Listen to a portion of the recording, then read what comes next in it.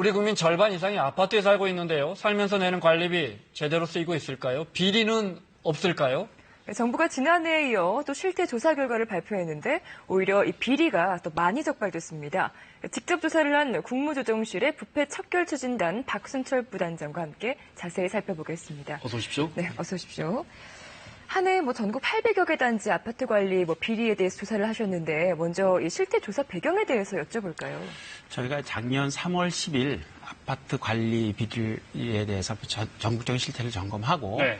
그 결과를 발표하면서 지난 1년 동안 앞으로 이제 새롭게 이제 그 권한이 생긴 게 있습니다. 외부 회계 감사 제도라는 것이 있었고 네. 지자체에도 아파트에 대한 감사 권한이 생겼습니다. 그 두 가지 권한과 그다음에 아파트 입주민의 자율적 참여를 유도해서 자율적인 아파트 관리 시스템을 구축해 나가겠다라고 발표한 바가 있습니다. 네. 그래서 그것이 어떻게 정착돼 가고 있는지 네. 또 제대로 정착될 수 있도록 도와줘서 그 1년간을 뒤돌아본 후 이번에 다시 한번 발표를 하게 된 겁니다. 네. 그러니까 발표된 결과 일단 먼저 말씀드리자면 결과는 전반적으로 아파트 입주민의 이제 관심과 네. 지자체의 관심은 되게 높아지고 회계의 투명성도 좀 높아졌다고 보여집니다. 하지만 지속적인 비리가 지금 나타나고 있고 네. 또 회계감사 결과의 부실 지적도 상당히 있습니다. 네. 그래서 앞으로도 계속적인 점검과 제도 개선이 필요한 사항이 아닌가 그렇게 좀 판단이 네. 됩니다. 예.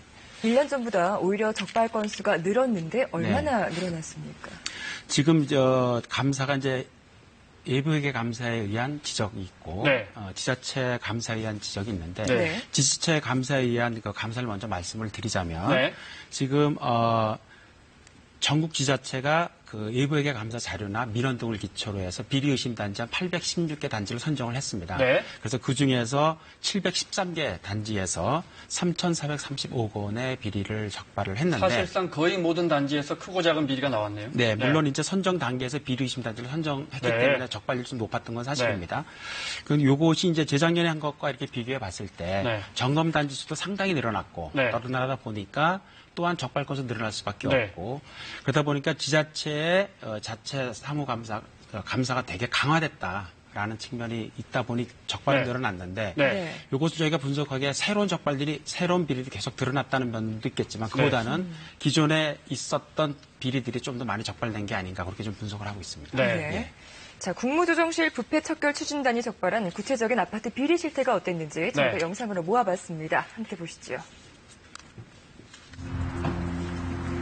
13년 된 아파트 단지입니다. 낡은 벽 곳곳에 페인트 칠하고 있는데요. 노후시설 수리를 위해서 이 아파트가 모아놨어야 할 장기수선 충당금은 46억 원. 하지만 장부에는 7억 원뿐이었습니다. 최근 부패 척결 추진단이 단속에 적발됐는데요. 자기들 준다고는 뭐 몇만 원씩 부과하면 주민들이 가만 안 있죠. 우리 마을에 방을 없게 나온 것 같더라. 수원의 아파트 용역업체는 비품 구입비를 몰래 인상하는 방법으로 5,700만 원을 챙겼습니다. 많은 경우 그런 게 이익에 포함됐던 것 같아요. 그런 경우는 이제 뭐 사고나 사고나 그런 부분이 발생되면은 심지어 관리비 2억 7천만 원을 횡령해 개인 빚을 갚는 데 쓴 아파트 단지의 격리 직원도 있었고요. 재활용 수입 8천만 원을 무단 사용한 관리소장도 적발됐습니다. 부단장이 보시면서 800여 단지 중에 적발된 사례 중에 가장 어이없었던 사례는 어떤 겁니까? 어이없었다기보다는 계속 일어난 사례 중에 하나인데요. 네. 청주의 경우에 어느 아파트의 경우에 네.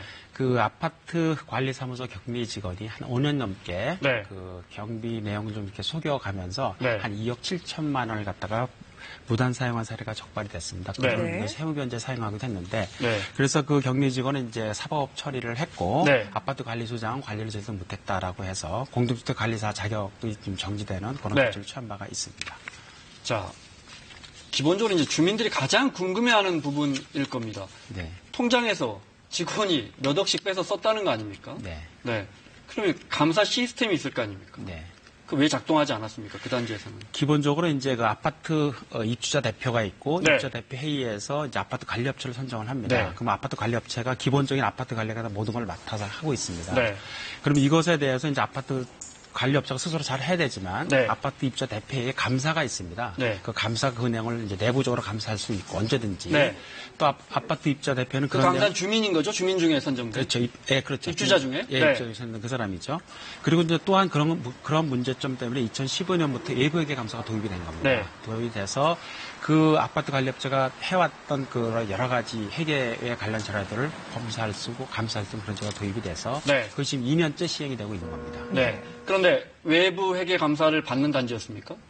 그렇죠. 여기 이제 기본적으로 외부회계 감사는 300세대 이상의 경우에는 외부회계 감사 의무적으로. 예, 예. 왜 못 찾아냈답니까? 외부 회계 감사하면서도 몇 억씩 네. 관리사무소 직원이 자기 돈처럼 통장에서 뺐었는데 네. 그런 일이 비일비재하게 일어나는데 왜 적발 못하는 거죠? 그런 거는 이제 여러 가지 원인이 있을 수 있을 네. 것 같습니다. 그러니까 좀 몰래 하는 경우가 이제 가장 클 거고 두 네. 번째는 좀 유착 가능성도 좀 있지 않을까 네. 그런 생각도 듭니다. 감사가 좀 제대로 이루어지지 않았다든지 네. 그런 원인이 있을 텐데 네. 그런 부분들은 저희가 이번에 이제 뭐 확인을 하지 못했으나 네. 이제 앞으로 이제 이것이 수사돼가는 과정에서 네. 그런 부분들을 밝혀질지 않을까 하는 생각은 듭니다. 네. 외부 회계업체 선정도 입주자 대표회의에서 하죠. 그렇습니다. 그러면 아름아름으로 누구 아는 사람 통해서 누구 회계법인에 누구 회계사 불러서 하면 네. 비리 개연성이 있겠네요. 그러니까 이제 아파트 입주자 대표 회의에서 네. 아파트 관리업체를 선정하는데 선정 과정을 보통 이제 경쟁 네. 입찰식으로 많이 합니다. 네. 그러면서 이제 그 경제 입찰을 갖다 제대로 하게 하면 좋은데 이제 좀 이렇게 아는 사람 중에서 하는 경우도 많이 있을 수가 있고요. 네. 그다음에 이제 외부회계 감사는 아파트 관리 업체가 외부회계 감사를 선임하게끔 돼 있습니다. 네. 그래서 거기에서 또 아파트 관리 업체가 자기한테 좀 유리한 사람을 선임할 수 있는 그런 가능성도 존재를 하죠. 외부 회계 감사를 의무화했고 네. 또 기본적으로 주민 입주자 대표회에서 뽑은 감사도 있잖아요. 네, 이 그렇습니다. 감사 잘 뽑아야겠네요. 감사 잘못 뽑으면 말씀하신 것처럼 그냥 헛소리하게 장부보다 넘어가 버리는 거 아니에요? 무엇보다도 중요한 게 네. 그 내부 감사가 가장 중요하다고 생각합니다. 네. 그분이 내부 사정도 많이 할 수 있고 주민들의 네. 얘기도 많이 들어볼 수도 있고 하기 때문에 그분이 이제 가장 열심히 하는 것이 중요하고 그래서 네. 이번에 이제 법을 개정을 해서 그 아파트 입주인 감사도 1명에서 2명으로 늘리고 네. 또 아파트 입주자 대표에서 어떤 의결을 하게 되면 그것도 제의할 수 있는 권한도 주고 네. 또 아파트 관리 업체가 더 이제 양도에서 다른 데로 넘어가는 경우에 거기 입하게끔 하는 권한도 생기고 해서 아파트 그 내부 감사의 감사인의 질을 많이 좀 강화했습니다. 지금 우리 시청자분들이 보기에 아니 외부 회계 감사 제도라는 게 있나? 우리 아파트도 네. 이거 받고 있는데 네. 상당수 아파트 단지가 주민들이 동의했다는 이유로 회계 감사를 받지 않는다면서요. 지금 300세대 이상의 아파트 단지의 경우에 네. 이제 우리나라 전체 아파트의 한 30%가량이 되는데 네. 그 아파트의 경우에는 거의 다 받고 있습니다. 거의 다 받고 네, 있고. 거의 다 받고 있고 다만 일부 아파트의 경우에서 이제 받지 않는 경우인데 이번 같은 경우에는 그 대상자가 기록을 보게 되면 한 주민의 3분의 2의 동의가 있는 아파트의 경우에 있어서는 네. 받지 않을 수가 있습니다. 네. 자치적으로. 네. 그거를 대한 나머지는 대부분 받았고 네. 일부 못 받은 업체들이 과태료 처분을 하게 됐습니다. 네. 예, 예. 알겠습니다. 네. 요즘 아파트에는 참 그 주민 편의시설이라든지 운동시설이 네. 참 잘 마련이 되어 있는데 네. 운영을 하면서 얻게 되는 수익금도 분명히 있을 거란 말이에요. 네, 이런 네, 수익금을 그렇습니다. 유용하는 경우도 있었습니까? 네, 수원의 경우에 이번에 그런 사례가 하나 발생이 됐는데 헬스장이나 골프 연습장들 같은 주민 이용 시설이 있습니다. 네. 그 이용 시설을 아파트 관리 업체가 외부 업체 이탁을 줬는데 이탁받은 업체가 회원들로부터 그 회비를 받아가지고 회비를 뭐 현금으로 받는다든지 또는 받더라도 저 관리 업체 계좌를 받는 것이 아니라 자기 이탁 업체의 계좌를 받아가지고 마음대로 쓰고 그다음에 기본적인 증명을 같이 하는 그런 사례가 있었는데 네. 한 3개월간에서 한 1,300만 원 횡령한 혐의가 이제 적발이 돼서 이제 업체는 나가게 됐고 다시 이제 아파트 입주자 대표회에서 이걸 직접 관할하는 그런 식으로 이제 바뀐 사례가 그런데 있습니다. 이런 횡령이라든지 특히 회계장부 네. 조작은 아무나 할 수 있는 일이 아니잖아요. 그렇죠. 네, 관련 업무라든지 지식이 있어야 하지 않겠습니까?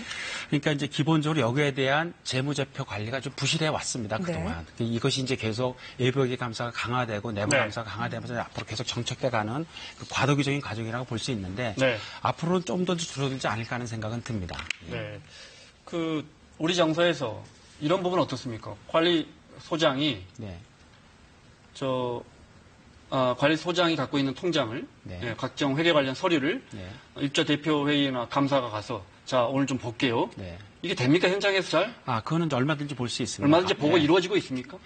현실적으로 이제 그것이 이제 우리 많이 관행이라는 게, 정서라는 게. 정서라고 하는 것이 이제 그것이 많이 이루어지진 않고 있죠. 네. 기본적으로 이렇게 비리가 있는 단지의 기본적인 건 뭐냐면 아파트 대표자 회의나 관리업자 사이에 약간의 유착 관계를 우리가 의심해 볼 수 있는 소지가 있기 때문에 네. 현실적으로는 좀 그런 면들이 좀 있긴 있을 것 같은 생각은 듭니다. 네. 이제 확인은 이제 확실하게 한 건 네. 아니어서. 네네. 네.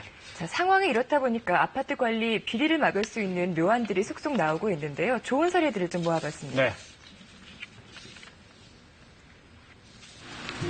1,600여 세대가 사는 서울의 한 아파트입니다. 이 아파트 관리소장은 민간인이 아닌 서울주택도시공사가 파견한 공사 직원인데요. 이 공사가 관리비나 공사업체 선전 등 아파트 관리 전반을 도맡아서 하고 있습니다.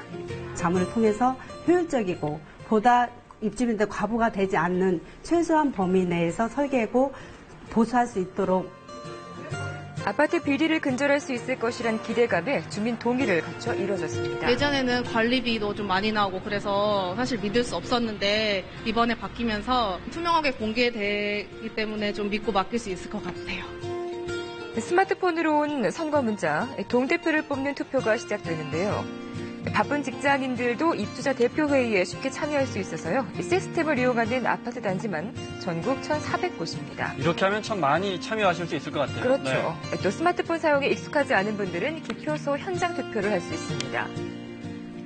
이 밖에도 관리비 결정 과정을 실시간 시청하는 시스템을 도입하거나 아파트 용역과 물품 구매를 대행해주는 지자체까지 등장했습니다.